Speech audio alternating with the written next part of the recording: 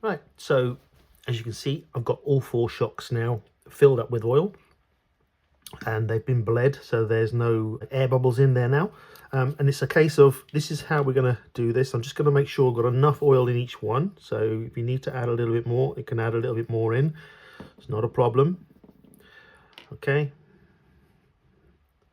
here we are. So we take this silicone seal, and when you pop this on, you're going to get some oil spill over the top. That's quite normal. So have your paper towel ready, as I've got here. And I'm just going to soak up.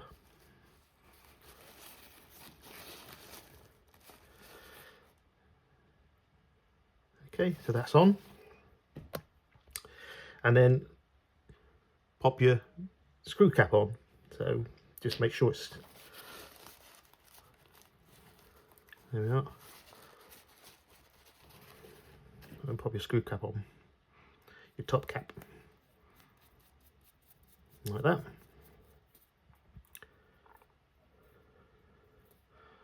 And it's plastic, so you don't have to go too mad. So just, yeah, it's stopped. There we go. Okay, and then that is how you do the next bit. So we're going to do all 4 of them, so they're all the same. Okay.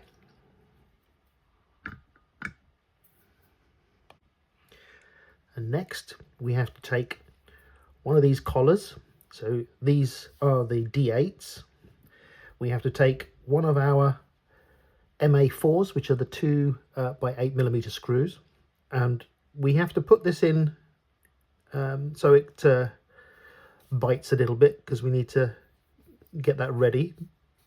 Because what we need to do is we need to take one of our shocks. It doesn't matter which, because they're all the same now. Because apart from the ones that have got the spacer, the D15 inside the main body, the shock body. So we'll just take one of the rear ones for now, pop that over the top, and then nip this up a little bit, and we have to measure this to be 5mm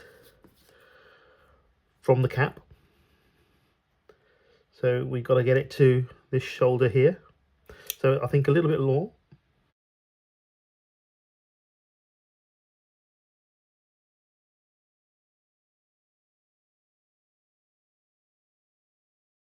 Right, now we're 5mm. Tighten this up. Give it a quick recheck. Yep. So now we're at 5mm. And as this is the rear spring, we take the longer of the springs, pop that on, and then take one of these bottom D1s, squeeze that back, pop that over, and there you have your shock done. And I've got to do that on all 4, same procedure.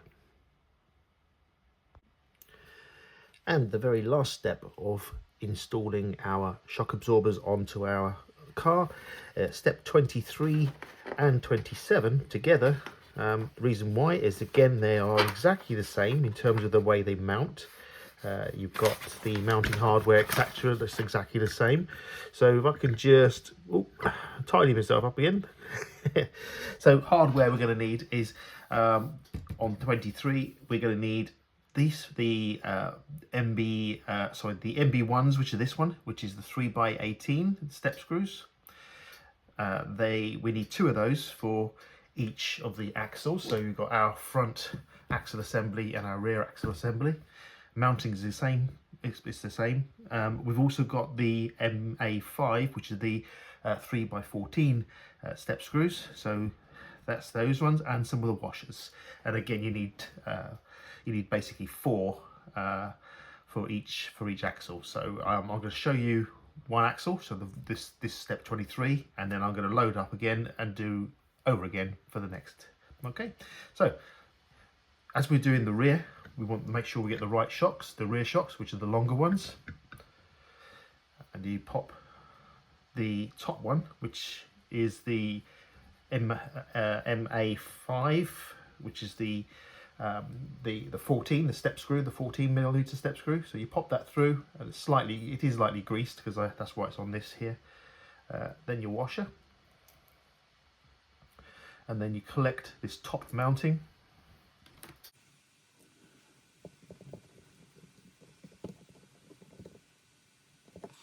And for the bottom mounting, you take the MB1, which is the 3x18mm, and you're going to go through the bottom eye, one of your washers,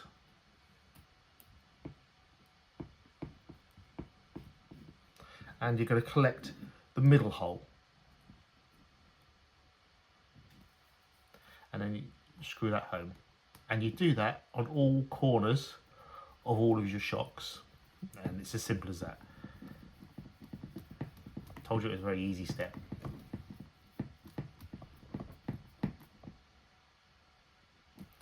Should do the other side.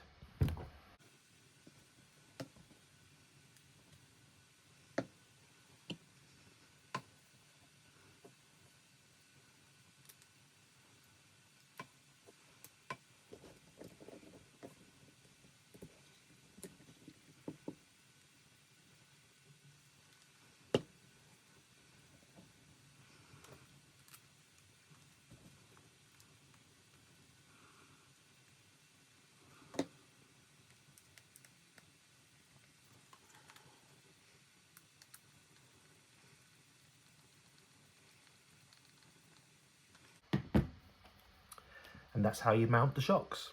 Easy as that. Oh, they're nice and smooth. I've got to do the front axle.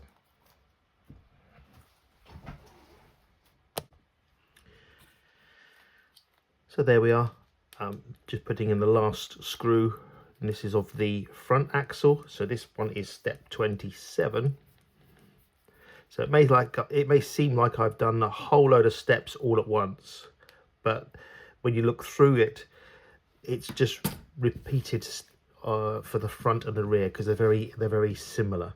So effectively what we've done is we've done all the way from step 20, which is here, which is starting the shocks and putting all the shocks together, all the way through to step 27, all in one go. So it's technically the rear and the front shocks, making them and putting them together.